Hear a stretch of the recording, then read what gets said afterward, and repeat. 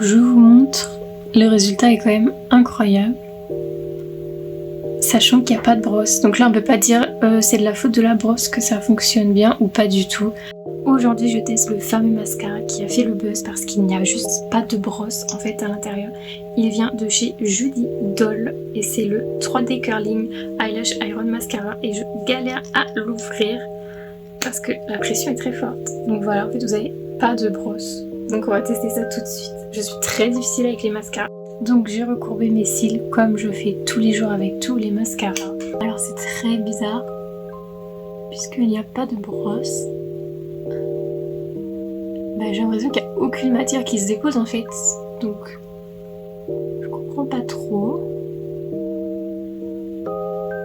Je vais le replonger pour voir si ça n'a pas pris de matière, vous savez. Franchement c'est dur, je pense que ça absorbe bien le produit quand vous le tirez. Ah là je vois que j'ai un peu plus de produit sur les cils. Alors franchement si ça fait ce résultat c'est magnifique.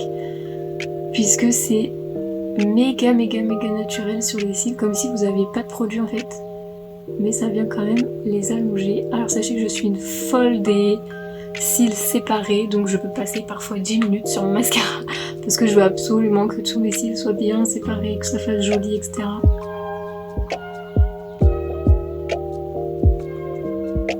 Donc ouais, le seul problème que je dirais, on va dire là, c'est qu'il n'y a pas de brosse pour séparer, vous savez, les cils quand il y en a deux qui se sont collés. Ah, attendez, ah, ça a l'air de fonctionner. Donc je fais comme ça. Ok, pas mal. Alors juste, je sais pas du tout si elle est waterproof. Non, honnêtement, pas mal du tout.